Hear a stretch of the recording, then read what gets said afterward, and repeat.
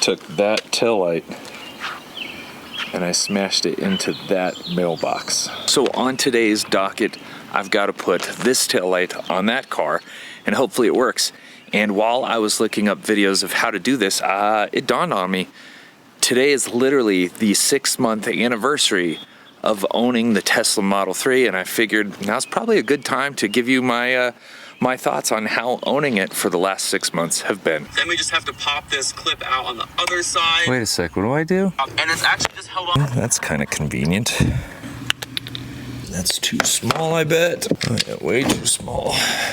It's time to install the new light. Cross your fingers that it works. Yes!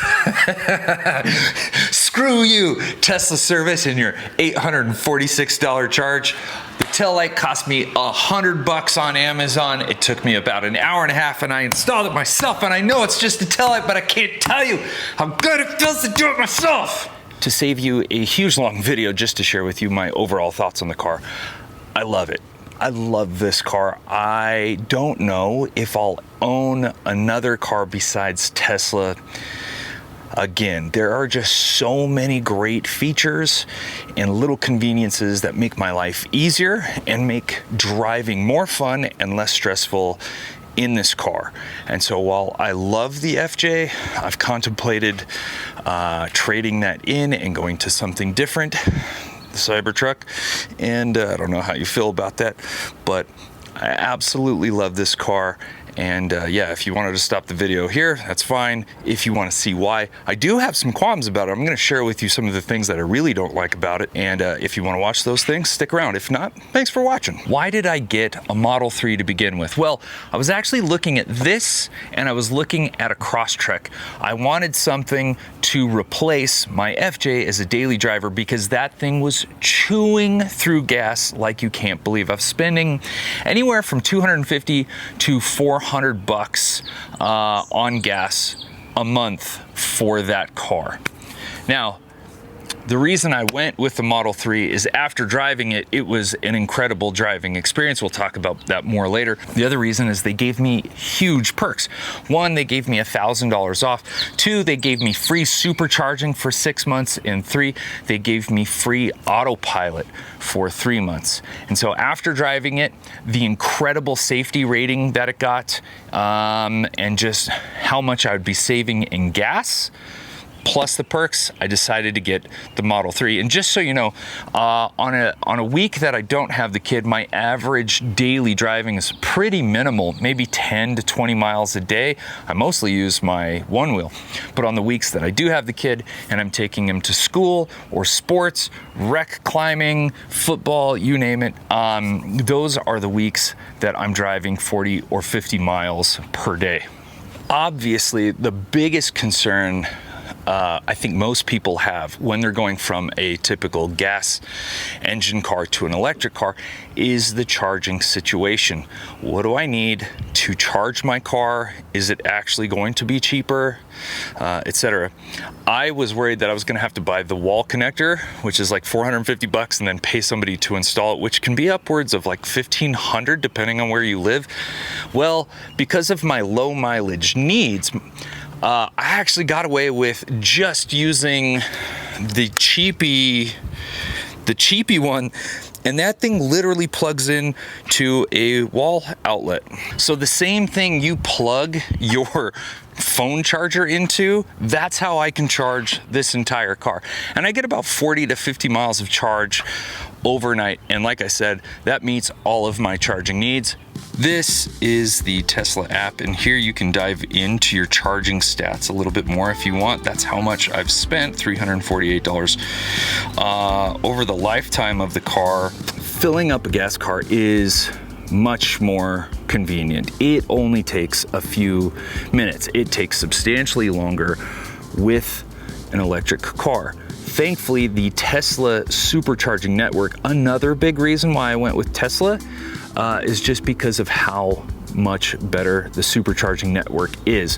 One, so easy to find a supercharger with enough battery. So it basically plans and maps out your entire trip for you and makes it super convenient. Because filling from like 5% to 100% takes a long time, 30 to 45 minutes, depending on how fast the supercharger is. Like, thankfully here in Salt Lake, most of the ones that we have are 250 kilowatts per hour. It only takes 30 to 45 minutes. And yes, that's a long time, but because of the entertainment that you get in a Tesla, it actually makes it really easy and you really don't even think about it. Let me show you.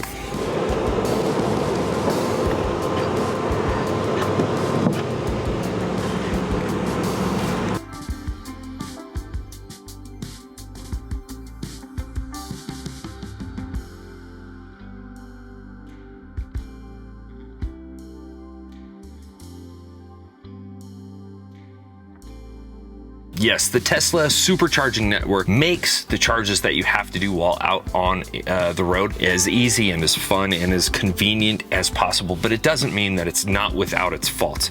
If you compare this car to a gas car, it's going to take substantially longer to get to the place you're trying to go. For instance, last year I did a big road trip. I ended up going to San Francisco. So what would it be like time-wise to get to San Francisco in a Model 3, and then we'll compare that to what it would be like to do it in the FJ. All right, so San Francisco, it's 600 miles away. Let's navigate there. Now, it's going to give me all of the supercharging that I have to do. So the 254, I've got a 15-minute one, a 40-minute one, 25 minutes, 40 minutes, and then I get to San Francisco at 3:28 a.m. All right, so how long is that? It's 1 o'clock. So it would be 14 hours and nearly 30 minutes. So 14 and a half hour drive in the Tesla Model 3. And let's go to San Francisco. 10 hours and 24 minutes. So 4 hours less than the Model 3. And is that 4 hours worth it? You know, that FJ is about 11 years old. I'm changing oil in that thing every 3,000 to 4,000 miles. Maybe I could go a little bit further, but I just want to be on the safe side. Because there's no oil in here, you're not doing any oil changes. Actually, maintenance on a Tesla is quite minimal.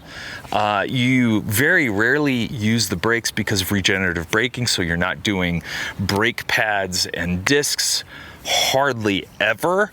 Not saying it's impossible or not saying it never happens, it's just very rare. But the only thing I've had to do was rotate my tires. They say every 5,000 miles you want to rotate the tires on your Tesla. You know, they're very heavy vehicles. There's a lot of torque to them. Now, I don't drive very aggressively, and so I'm pretty good to go. But you do go through tires faster on this compared to the FJ. Now, all that being said, the amount of maintenance I've had to do to this car is basically nothing. Windshield wiper fluid, I've had to put more in there, and I've had to do a $45 tire rotation, that's it.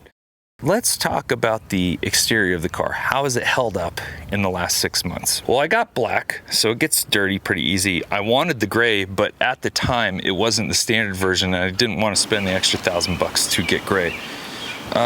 Wheel covers tend to get scratched up. I've scratched that up. I would love to put some paint protection film on the car to protect it from rock chips and stuff, or just wrap it. But so far, the exterior of the car is handled well. Like it looks pretty darn good. I would hope, you know, it's only 6 months old. But no rock chips, that's just a bug. On the exterior, one of the things that makes this car so safe, and numerous other things that it can do, are all of the cameras. So there's a camera, and that's on like your blind spot detection. There's one there. There's one on the pillar right there. And then you've got the cameras right there. I'm not sure if you can see it. So we'll talk about it in a bit, but basically those cameras help you do a lot of really cool things. Now, the one thing I really don't like about the exterior, well, not really don't like, maybe that's too harsh, but these door handles, they're super weird because you gotta like stick your thumb here and pull. And so if this hand is the free hand, it's just kind of an unusual design, and I wish they would have just stuck with something a little more traditional. Now, when it comes to the interior of the car, I very much like it, both in its minimal design, just how comfortable it is, the look, the aesthetic of it, the materials that they chose, and also how well it's held up. The steering wheel and the seats are made from a vegan leather, and there's literally like no scratches, nothing. They clean up weirdly well. So yeah, here are the seats. They've got a great bolster. They're not too heavy on the bolstering, but they're very comfortable. They're heated. I wished they were air conditioned. Oh my gosh, we'll talk about how hot this car gets. But everything leather-wise has held up so well. The steering wheel looks great. There's no crazy scratches on here. It's very durable. It's also got this wood grain. I do actually like the wood grain. It's pretty good. I really enjoy it. I put these like 3D mats in here to keep the carpet clean. Yes, the car is dirty. I haven't cleaned it yet. I need to. But these 3D mats were a great addition. I highly recommend them. Wireless phone charger. Awesome in theory, but these aren't that good. They really struggle recognizing the phone up there, and they don't work all that well. Now, you do get plenty of storage in here. You've got this big cubby right here with 2 USB-C plugs for charging. That's the worst cup holder of all time. And then you also get a ton of storage here. I actually really like this door button. It's literally just a button. Press it, pops the door open. You control a lot of the car through these dials. So like if I want to hold this dial down, it pops up my fan speed, and I can change it with the thumb dial. And while that's pretty cool, like you can actually change a plethora of things through this dial. It would have been faster to just have some knobs. So instead of having a knob that I can turn the temperature down, I've got to touch this arrow and then I got to pull that down. And it's just meticulous, and it can be hard to see. If I want to control the airflow and where it goes, I actually use my finger. I mean, this is novel, it's cool, and it works. It's highly effective, but it's just slow compared to a traditional knob setup. Also, there's no, gear shift. It's done on this stock. So reverse, neutral, drive, and park. You park the car by hitting that little button in there. This is something that took a little while to get used to, but once I did, I actually found it faster than a traditional gear shift. Now, Tesla has gone away from even having a gear stock, and you have to use your finger to swipe up to park or like drive and back to reverse. I don't know. If anybody's got a Tesla that does that, let me know if you like it or not. For me, that seems a little too minimalistic. One thing I added to this car because I have a dog, Henry, is this giant like seat protector. It's worked super well. It's definitely kept the back seats looking brand new. If you have a dog, I highly recommend getting one of these. Also, I forgot to mention that the back seats are heated as well, all 3 of them. What's it like to drive a Tesla? Before ever owning one, I heard this quite a number of times. It was, once you drive one, you won't want to drive anything else. And there's 2 reasons for it. One, because of the torque and the sportiness of it, you're going to have an incredible driving experience. It's a lot of fun that way. Here we go.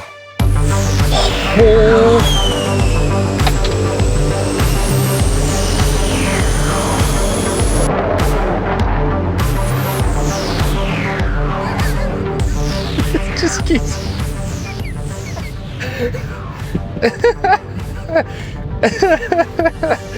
but also how easy this car makes it to drive both in traffic and on the highway. And we're gonna kind of dive into like all of those things. We're gonna go over everything. Put the foot on the brake, the car kind of comes to life. So the steering wheel adjusts, the seat adjusts, and this is all because I saved a user profile. If my wife wanted to drive it, she could save a user profile, and when she got in, it would adjust to her. So I really like that. This screen is awesome. If I needed to navigate somewhere, I could, but I can just throw that to the side and make it a little smaller. These animations are super cool. Like, I can open the trunk and it'll animate that the trunk is opening. I can also close it from here, which I really like. I had never thought having like a full powered trunk was a big deal, but it is. I can open the charge port. Well, my foot's on the brake. It's probably gonna suck the steering wheel back in, but anyway, I can open the charging port. I can open the front. I have to close it by hand, but I forgot to mention just how much storage room there is in this car. It is a ton. You've got the trunk, plus the area underneath the trunk that holds quite a bit, plus the front, and that's technically what they call the front trunk. I love the screen. It's also telling me new Sentry events had occurred. Remember all of those cameras? Well, anyway, they're constantly recording, and because I was outside filming, it's picked me up and it saves those to a hard drive that is in the glove box. Dude, I can't tell you how nice it is to have this massive screen because in the FJ, I had a little reverse thing and it was in the side of my rear view mirror. It's like 2 inches. Now I have a huge screen plus my two blind spots. Plus, when I put my foot on the brake going to reverse, the side view mirrors tilt down so you can see what your tires are getting close to. I love that. But my favorite bit is through an update, we now get this like top-down radar view of everything around you. It takes all of those cameras and kind of maps everything around you. So now while I'm driving, I know it's close. That yellow's there. If I get really close to the wall, it'll go from yellow into red. And as I get really close, it'll be like, stop. So it's so nice having all of these cameras. I will say it can be kind of distracting though, and you should still look around you. But because of how wide this angle is, I do get a pretty good view of what's going on around me. Like this setup in a parking lot, it is so nice to have. Also, I'm gonna be looking around funky because I totally jacked my neck in the gym today. If I had Autopilot, my 6 months just ran out. Or sorry, my 3 months ran out, but they gave me a month for free when they updated Autopilot. And that ran out not too long ago. If I had Autopilot, I could gear shift down and that would literally auto drive me to my location. I did a video on Autopilot while I was in Vegas. I used Autopilot to go from Salt Lake to Vegas. Will it just self-drive from here? Like you can just put in the convention center? Yeah, that's what we're gonna try. And you're not gonna touch anything? Well, you have to, but obviously I don't want to put us in danger. If there's like a sketchy situation, I'm gonna disengage. Yeah, that's it. You're not touching anything right now. No, now I'm not. So I'm not doing the gas. I'm not. But your hands have to be on it still. It needs input, yeah. But I want to be able to like sit here and text. Then you're gonna die. And it was awesome. It was jarring, but it worked super well. Jarring because it kind of took driving like a computer would approach driving. It approached it like as a mathematical equation. If the speed limit says 25 and I need to make a right-hand turn, sorry, that's getting way too bright. It was gonna do 25 throughout the whole turn, rather than slowing down, easing into it, finding a line, and then accelerating out. It wouldn't do that. But through all of the updates, Autopilot 12, version 12, is so much better. It's not perfect, but it feels so much more human than the last version and the versions that I was using earlier. Now, they've dropped the price to $100 a month instead of $200 a month, but even then, I think Autopilot is too expensive. What I do like about it, though, is that you can buy it for a month and try it out. So maybe if I go on a big road trip and I decide to take this car, I would pay for the Autopilot. As far as ride quality goes, one, I think it's a very quiet car. I'm coming from an FJ, which is a very loud car. This is very quiet for me. It's not, you know, a Rolls Royce or anything like that, but it's quite quiet. For me, it's pretty darn smooth. Now, it's a heavy car. I think it's got stiffer suspension. The tires are hard and thin, and so you do tend to feel quite a bit, but certainly nothing unpleasant. I actually find this car really enjoyable to drive, very stress-free because of all of the tech and just how comfortable it is. Also, the car's kind of got auto everything when it comes to your wipers and your headlights. Oh, there's another great thing that updates have done. You know, I had regular headlights, but now the headlights will actually like move as you turn. That came through a new update, and regular beams, running lights, and high is all on auto. So if I'm driving at night and it doesn't recognize other headlights, it'll turn on the high beams. And once a headlight comes into view, it turns them off. It's really cool, and it's just one less thing you got to worry about while you're driving. All right, you just heard that. So along with those cameras that are on the outside of the car, there's actually a camera inside, and I know that can be a little unnerving, but from a safety standpoint, it's pretty cool.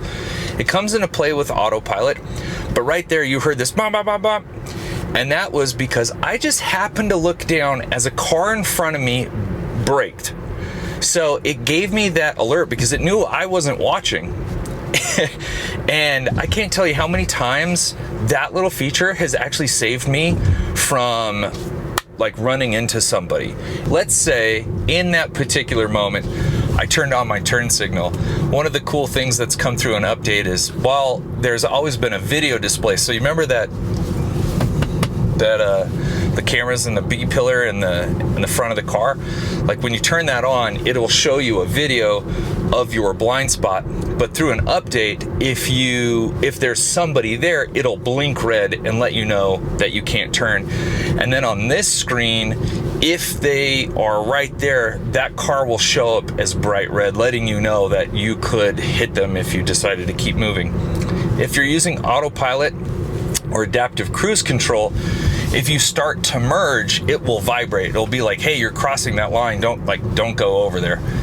There are a plethora of safety features in this car, and now I understand why it got such a high safety rating, besides being so heavy, low to the ground, making it really hard to flip. A couple of the other things that contribute to ride quality, I talked about its sportiness. If I tap on this car thing here and I go into dynamics, now I can change like how the car behaves.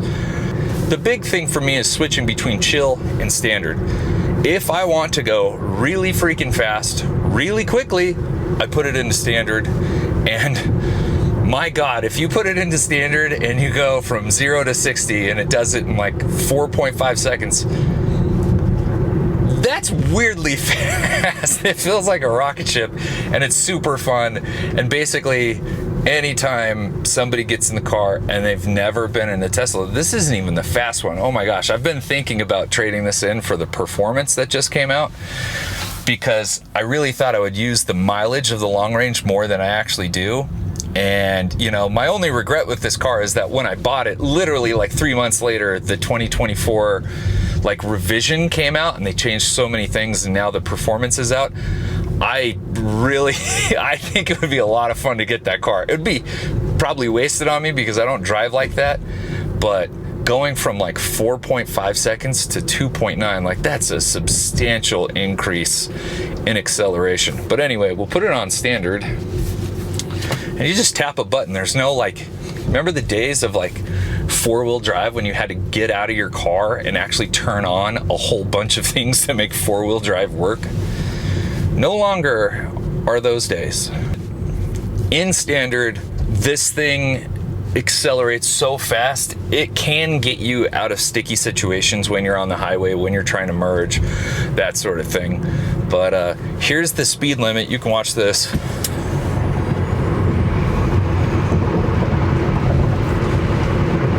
Yeah. It's absolutely wild how fast this car is, considering it's the slow one. Oh, one thing I didn't even realize about Tesla that they're really, really good at, like really good at, and I had no idea until I got in one and used one, is the sound system. Holy shit, the sound system in this thing is intense. There are speakers throughout this entire car. I don't know how much watts they're putting out, but holy crap, the sound that comes out of these speakers is amazing. So if you're a big, like, you know, music person, you love to like crank up the music while you're on a road trip, this car is amazing for that. Henry, do you want to go to the park?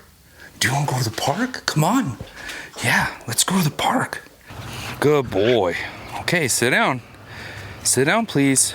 Good job. All right, one thing I didn't realize about this car, because it was winter when I got it, is just how hot this car gets. Probably because it's covered in glass. It is so much hotter than any other car I've ever purchased.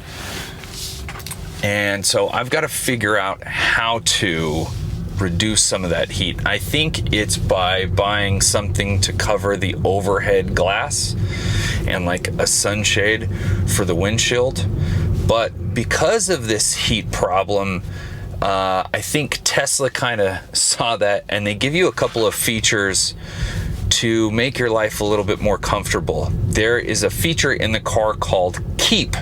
And so when you get out of the car and you go to the grocery store, while it turns your car off and it locks the car, it keeps the temperature at a comfortable level. It blows my mind that people leave dogs in hot cars and then they die. It's crazy how fast a car can heat up. Well, anyway, one of the coolest features in here, and I am so grateful it is dog mode. So it's kind of like Keep. Basically, I set a temperature, and when I get out to go to the grocery store or whatever, and he's in, it locks the car, but it displays on the screen this cool, like, hey, don't worry, the AC is on, the temperature's set to this amount of time, you know, it says dog mode, and my owner will be back soon. Those features right there, along with all the other safety features, just make this car so nice to have, and it just gives you some peace of mind that you don't really get from other vehicles. The Tesla app is pretty darn good. It's actually updating my car right now. I had no idea, but there is a software update. I can look at the release notes. But if you've been following this channel for a while, you know that no matter how good an app is, it's still on a phone. And I freaking don't like carrying a phone on me. Like, if I could just live off of this Apple Watch Ultra, I would. And something really cool is that I kind of can now, because all of the controls from that app I've actually been able to put on my phone using an app called Tessie. It gives me full control over the car. If I want to, let's say, pop the trunk, yes, I can confirm. You hear the air conditioning turn on. Trunk is now opened. I can confirm that I want to close the trunk, and the trunk is now closed. And if I desire, I can actually put this phone away. So there is no phone key in the car. The valet key is in the house, and I can still drive this away if I want.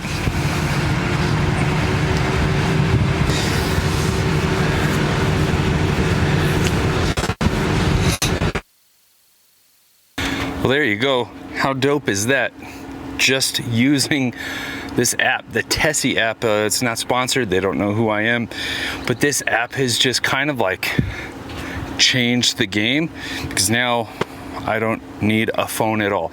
I can literally go anywhere and do just about anything just with an Apple Watch Ultra. Let's see you do that on basically any other car. Well, there you have it. That was my 6-month update / review of the Tesla Model 3 long range. This is my first real car review. They're not that easy. There's a lot to think about. So if I forgot something, and I guarantee you I did, if you got any questions on the car, please let me know down in the comments below. I'm actually pretty good about getting to every single comment. Please do me a huge favor. Hit the like button and consider subscribing. It's free. Doesn't cost anything. You can cancel at any time. If you want to get notifications that new videos are coming out from me, just hit the little bell on your way out. Thanks again. I'll catch you on the next one. Peace.